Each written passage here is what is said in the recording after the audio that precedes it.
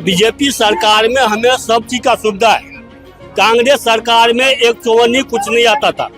BJP का मुश्किल है क्योंकि अभी जो ट्रेन हादसे हो रहे हैं और यूपी में धार्मिक जो हिंसे हो रहे हैं ना, इनसे लोगों के अंदर एक भय बना हुआ है। लोग इससे पहले भी तो 2014 से पहले भी तो लोग रह रहे थे इंडिया में, उस समय कोई डर तो नहीं था।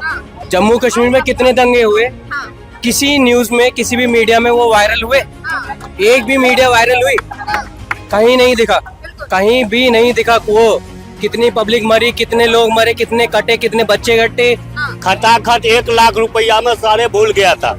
सारे भूल गया था। हाँ, 1 लाख रुपया साल में उसको लेडीज का खटाखट में भूल गया था। अब खटाखट नहीं चलेगा। 2014 के बाद जिस तरह से नैरेटिव सेट किया गया पूरे देश में, चाहे छोटा राज्य हो बड़ा राज्य हो, किसी तरह का भी कुछ भी हो, तो ऐसा सेट कर दिया गया, दिमाग में ऐसा कूड़े की तरह भर दिया गया, जो ये निकलेगा कम से कम तो अभी 15 साल और लगेंगे। जिसके पास जितने लठ होंगे उससे उसी तरीके से हाँका जाएगा। अच्छा। जिसके जो जहाँ जितना कमजोर पड़ जाएगा उसे उस तरीके से ही पीटा जाएगा और उस तरीके से कब्जा करा जाएगा। और आज भी वो नियम है बांग्लादेश में लागू हो रहा है। उपचुनाव को लेके क्या कहेंगे? यूपी में उपचुनाव है, 10 में से 9 सीटों पे उपचुनाव है, इसको लेके क्या? बीजेपी आएगा। बीजेपी आएगी। लेकिन बीजेपी तो इससे पहले लोकसभा में देख लिए थे बीजेपी को। बीजेपी का हाल तो बड़ा दुरुस्त है। वो खटाखट 1 लाख रुपया, खटाखट 1 लाख रुपया में सारे भूल गया था। सारे भूल गया था। हाँ, 1 लाख रुपया साल में उसको लेडीज का खटाखट में भूल गया था। अब खटाखट नहीं चलेगा। फटाफट नहीं चलेगा। अच्छा, लेकिन जो बीजेपी का ऐसा कौन सा वो है जो लोग उसको वोट देंगे? बीजेपी का ये बात है, कुछ नया है? बता दो जरा भैया, जरा सुन तो लो। हम लोग का कांग्रेस सरकार में कुछ नहीं मिलता था। किसान वाले पैसे 6,000 का 10,000 कर दिया, वो पैसे आता है, समझे? 2.5 लाख रुपया, 2.5 लाख रुपया मकान को मिल रहा है, शौचालय को मिल रहा है। जरा सुन लीजिए, बहुत ऐसा फंड है कांग्रेस सरकार में साल में। अच्छा, बाढ़ पीड़ित में आया है, बाढ़ पीड़ित में हमेशा आता है। मैं सुन लीजिए, तो 7,000 रुपया वो भी मिला है। पानी घर में जिसको चले गया उसको भी 7,000 रुपया मिला है, समझे? बीजेपी सरकार में हमें सब चीज का सुविधा है। कांग्रेस सरकार में एक चौवन्नी कुछ नहीं आता था। रास्ते में वो रह जाता था, समझे? रास्ते में ही रह जाता था। रास्ते में। जरा सुन लीजिए, हम अपना उम्र हो, मेरा 60 साल हो, 61 साल उम्र हो गया। मैं देखा हूँ कांग्रेस का सरकार में, इंदिरा का भी देखा हूँ, राजीव का भी देखा हूँ, मनमोहन सिंह का भी देखा हूँ, सबको सरकार। जब हम लोग, हाँ, इंदिरा गांधी का भी देखे, हम देखे हैं, सबको देखे, समझे? हम ये जो हम पहले हम लोग का पानी आ जाता था, कितना हम लोग का अनाज साल में एक बार जब पानी आ जाता था, इसके बाद कुछ नहीं, चौनी कुछ नहीं मिलता था, कुछ नहीं मिलता था। बीजेपी के टाइम में सुखी है। लेकिन एक बात तो बताइए, अगर सब कुछ सही सही चल रहा है तो लोकसभा इलेक्शन में क्यों हार जाते हैं वो यूपी में? नहीं, मैं कम सीटें क्यों आती है? मैडम जी, एक बात बोलूं, 1 लाख रुपया खटाखट वाले ने नियम जो है, 1 लाख रुपया खटाखट जाएगा साल में, 8500 रुपया महीना। हम बोले राहुल गांधी को, जो भी क्या कह रहे हैं? आलू से सोना भी तो तैयार कर रहे थे, वो कहाँ है? अच्छा, ये आलू से सोना तैयार करने की बात कर रहे हैं। वो राहुल गांधी आलू का सोना भी तैयार कर रहे थे। वही तो बेचारे तो बोल रहा है, सही तो बात बोल रहा है। वही बात मैं बोल रहा हूँ। कितने दंगे हुए? बीजेपी अभी उपचुनाव के ऊपर बात कर रहा जम्मू है। कश्मीर में कितने दंगे हुए? क्या नाम हुआ आपका? मेरा नाम संदीप सिंह चौहान है। जम्मू कश्मीर में कितने दंगे हुए? किसी न्यूज में किसी भी मीडिया में वो वायरल हुए? एक भी मीडिया वायरल हुई? कहीं नहीं दिखा, कहीं भी नहीं दिखा। वो कितनी पब्लिक मरी, कितने लोग मरे, कितने कटे, कितने बच्चे कटे, कितनी लेडीजें, कितने। और आज भी देख लीजिए जो बांग्लादेश में चल रहा है, आज उसको भी देख लीजिए। सभी लोगों को दिख रहा होगा, मुझे बोलने की जरूरत क्या है? सबको आंखों से दिख रहा है कि वहाँ लोग मर रहे हैं। देख रहा कौन है? बचाने वाला कौन है? जब तुम और हम लोग जागरूक नहीं होंगे ना, तब तक ऐसे ही मरते रहेंगे। और जब तक अलग अलग सोच रहेगी ना, ये जब तक एकजुट खड़े नहीं होंगे, जब तक कटते रहेंगे सारे। इसके अलावा जब तक आज भी वही हिसाब है, जो कहते थे ना, योगी आदित्यनाथ जिसके कहते पास जो कटेगा जितने वो लठ होंगे, कटेगा। जिसके पास जितने लठ होंगे उससे उसी तरीके से हाँका जाएगा। अच्छा। जिसके जो जहाँ जितना कमजोर पड़ जाएगा उसे उस तरीके से ही पीटा जाएगा और उस तरीके से कब्जा करा जाएगा। और आज भी वो नियम है बांग्लादेश में लागू हो रहा है, चेक कर सकते हो पूरी मीडिया बाकायदा। नहीं और ये लोग- कह रहे हैं कि यूपी में चुनाव है, उपचुनाव आ रहे हैं, तो जो आप यूपी की बात कर रहे हैं, यूपी में अब देख लीजिए कितने दंगे हो रहे हैं। पहले बहराइच का सुना मैं है यूपी का रहने वाला हूँ, बहराइच सुना है ना? मैं यूपी का रहने वाला हूँ, मैं बुलंदशहर का रहने वाला हूँ। हमारे यहाँ 5 बजे के बाद अगर कोई भी अगर शाम हो जाए ना, अगर ये जैसे टाइम है अभी शाम दिख रही है, कोई भी अगर निकल जाए बाहर को, अगर कोई बहन बेटी निकल जाए, अगर छेड़छाड़ ना हो, अगर लेडीज अगर सुरक्षित घर पे आ जाए, तो सपना समझो उस बाप का कि भाई मेरी बेटी सुरक्षित आ गई। ये आज के टाइम की बात है। ये आज के टाइम की नहीं, ये पहले के टाइम की बात है, समाजवादी पार्टी की। अच्छा। और जिस टाइम पे दंगे हुए, मुजफ्फरनगर दंगा, उसकी जो चोट कहाँ तक आई, नोएडा तक आई। और आज तक नोएडा के लिए कोई आता नहीं है खड़े होने के लिए भी। क्यों? नोएडा है भाई, नोएडा आएंगे तो हमारे वोट कट जाएंगे। है नहीं है, समाजवादी पार्टी अखिलेश जी का कहना है नहीं है। बहराइच का मुद्दा तो जानते हैं ना, ये तो अभी हुआ हाल ही में। बहराइच का मैंने दंगा अभी मैंने देखा नहीं है, मैं अपनी देखा नहीं है पिछले मुझे 5-6 उसकी दिनों से। knowledge नहीं है। अच्छा। मुझे उसकी नॉलेज नहीं है, जो चीज मैंने देखी है। हाँ। लेकिन आप जितना खुद भी देख सकते हैं कितना इंफ्रास्ट्रक्चर बढ़ रहा है, कितनी ग्रोथ हो रही है।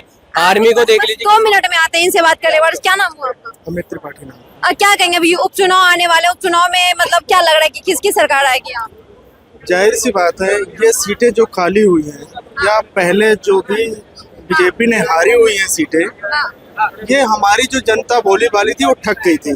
ठगने का मतलब ये था, जो विपक्षी पार्टियों ने नारा दिया था संविधान बदल दिया जाएगा और खटाखट 8,000। 8,500 रुपए। इस चक्कर में भोली वाली जनता बहकावे में आ गई थी। और ये जब पता चला कि हमारी वोट भी चली गई और हमें कुछ मिला भी नहीं। संविधान बदलना इतना इजी नहीं है जितना लोगों ने बहका के रखा हुआ था कि संविधान बदल जाएगा, देश बदल जाएगा, ये हो जाएगा, वो हो जाएगा। कुछ नहीं होने वाला। लोग तो अभी भी कह रहे हैं सर कि संविधान बदला जा रहा है। जहाँ पे जैसे पहले सजा के नाम पे ये होता था कि लोगों को जेल ले जाया जाता था, अब डायरेक्टली बुलडोजर चला दिया जाता है, इनकाउंटर कर दिया जाता है। क्या संविधान तानाशाही के थ्रू बदला जा रहा है? हाँ।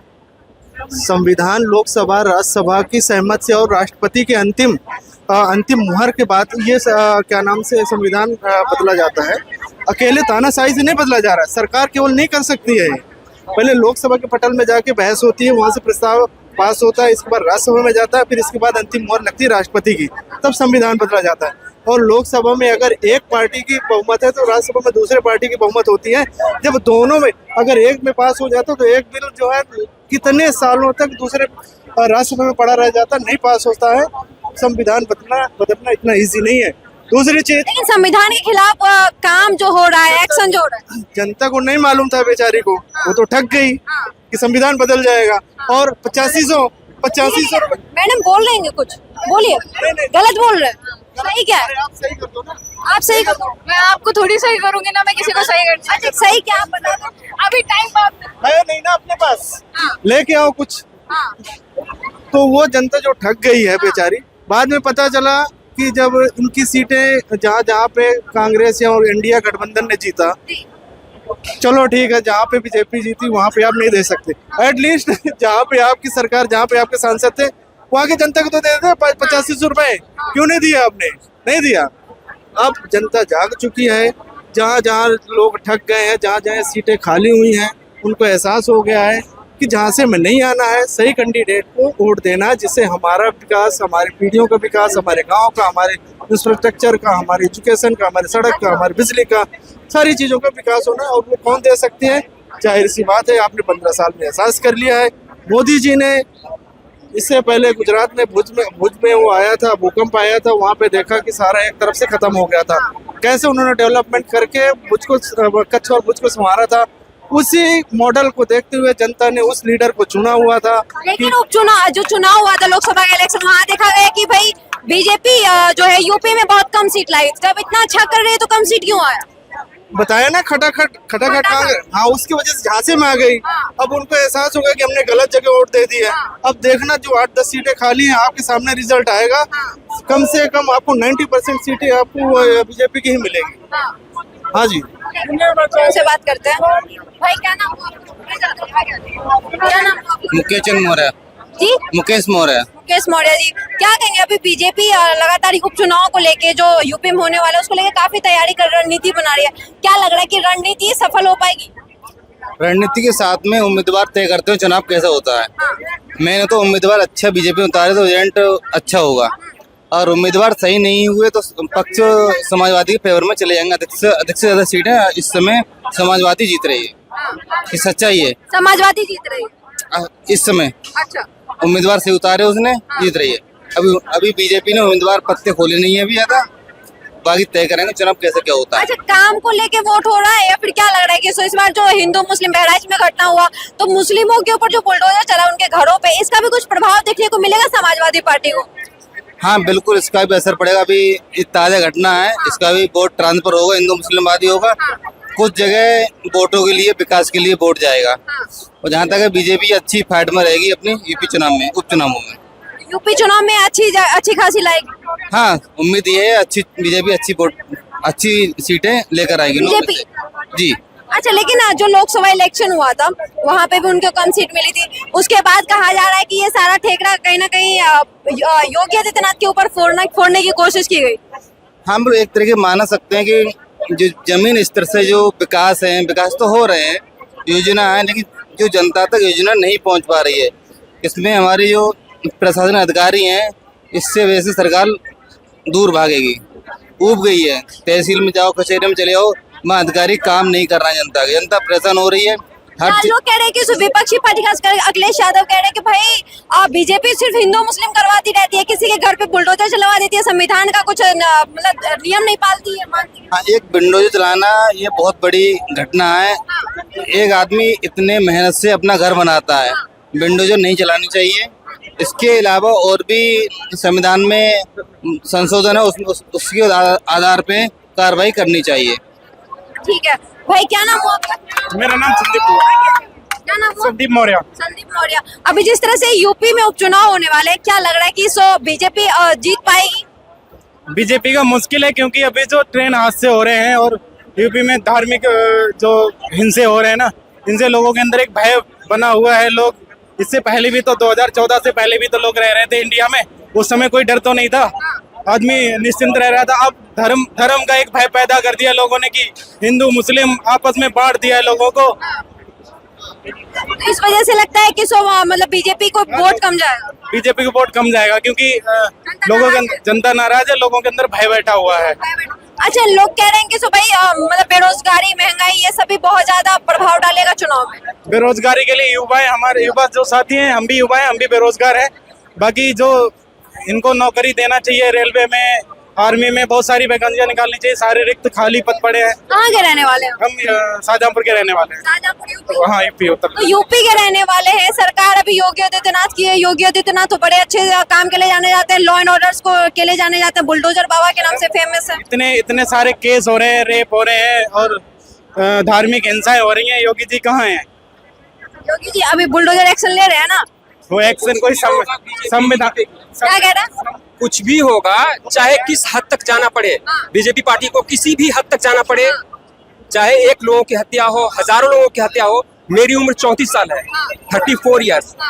इस उम्र में मैंने कांग्रेस का भी शासन देखा है, समाजवादी पार्टी का भी यूपी में देखा है, और इसका भी अभी योगी आदित्यनाथ का भी। वैसे तो मैं योगी आदित्यनाथ पूरा कहना नहीं चाहता हूँ, आदित्यनाथ तो उनका नाम है, यही सूट करता है उनपे। योगी का बहुत बड़ा मर्तबा होता है उसके हिसाब से। मगर 2014 के बाद जिस तरह से नैरेटिव सेट किया गया पूरे देश में, चाहे छोटा राज्य हो, बड़ा राज्य हो, किसी तरह का भी कुछ भी हो, तो ऐसा सेट कर दिया गया, दिमाग में ऐसा कूड़े की तरह भर दिया गया, जो ये निकलेगा कम से कम तो अभी 15 साल और लगेंगे। 15 साल और लगेंगे? 15 साल तो लगना ही लगना है, 15 साल और लगेंगे। वो कह रहे हैं कि हम अपने धर्म हिंदुत्व को जगाने की कोशिश करें, इसमें क्या कर रहे हैं, क्या गलत कर रहे हैं? इसको जगाना नहीं हुआ, इसको भड़काना हुआ। अगर जगाने की बात होती तो यूपी में जब से योगी आदित्यनाथ आए हैं मुख्यमंत्री बन के, अभी 10 साल उनके कार्यकाल पूरे हो गए। 10 सालों में गुरुकुल कितने खुले? धर्म को जानने के लिए हमें धार्मिक किताबों को पढ़ना होगा ना। कितने गुरुकुल खुलवाया उन्होंने? अभी अटल शिक्षा योजना जो है लगातार बीजेपी ने चालू किया है, ऐसे कई सारे योजना चालू किए। मैं शिक्षा की बात ही नहीं कर रहा हूँ, थोड़ी देर के लिए साइड करते हैं शिक्षा साइड कर, हाँ, थोड़ी देर के लिए साइड। गुरुकुल की तो बात कर रहे थे। हाँ, तो गुरुकुल में या फिर ऐसे धार्मिक चीजों को आज तक किसी योगी जी ने या किसी भी नेता मंत्री ने बीजेपी के जो है उन्होंने कहा कि हाँ धार्मिक किताबों को पढ़ो, अपनी ग्रंथों को जानो? नहीं कहा ना किसी ने, और ना ही कहेंगे ये किसी भी कीमत पे, क्योंकि इन्हें जाने नहीं देना है। कुछ टीवी देख के जानते हैं कि हमारा हिंदुत्व क्या है, कुछ नेताओं को भाषण सुन के जानते हैं कि हमारा हिंदुत्व क्या है। ना हम पढ़ेंगे, पढ़े लिखे लोग भी पढ़ते नहीं है। आज पूछो, सर्वे करो, अगर पूरी दिल्ली में ही, पूरे देश में तो मुमकिन नहीं है, सिर्फ दिल्ली में एक छोटा सा गाँव ले लो, एक छोटी सी जगह ले लो, वहाँ पे सर्वे करो कि हिंदू की जितनी आबादी है उसमें उन लोगों के घर में कितनी धार्मिक किताब है। 100 में 2 लोगों के घर मिलेंगे, और जो यहाँ भड़काने वाला काम वो नहीं करता होगा, और जो 98 लोग हैं। क्या ये एक कारण हो सकता है यूपी उपचुनाव में या बीजेपी को कमाने का वोट? नहीं, बीजेपी जीतेगी तो जीतेगी। इस वजह से बीजेपी जीतेगी क्योंकि गुरुकुल नहीं खुलवाई है। नहीं खुलवाई है इसलिए नहीं, बल्कि इसलिए कि हिंदुत्व को, हिंदू धर्म को उन लोगों को जानने नहीं देना है। बस हम जो कह रहे हैं वो सच है, उसी पर चलो, और सब चल रहे हैं। आपने देखा 2020 में थाली बजाओ, अरे अनपढ़ तो बजा ही रहे थे, पढ़े लिखे भी ढन ढन ढन। अरे बेवकूफ़ो, देखो तो, पढ़ो तो। थाली बजाने से ना ही किसी का कोई लेना देना है थाली बजाने, किसी बीमारी को नहीं है ना, पर फिर भी सबने थाली बजाना शुरू कर दिया।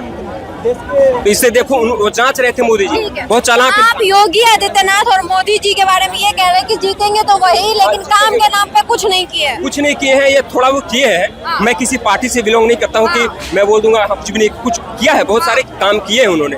बट जीतेगी एक ही वजह से, ये धार्मिक चीजों की वजह से। 2014 का जितना उलझा के, पर जीतेगी बीजेपी। अखिलेश यादव सही करते हैं, वो जो मतलब कि जात पात को लेके, पीडीए को लेके चलते हैं। देखो, मैं तो किसी भी पार्टी को सपोर्ट नहीं करता, क्योंकि कोई भी पार्टी, राजनीतिक पार्टी में घुसना है। अच्छा इंसान, अगर मैं किसी सोशल वर्क कर रहा हूँ तो इसको छोड़ने के बाद, ये इससे जुड़े रहने के बाद भी अगर किसी पार्टी को ज्वाइन करता हूँ तो मेरे अंदर गंदगी भरनी ही भरनी।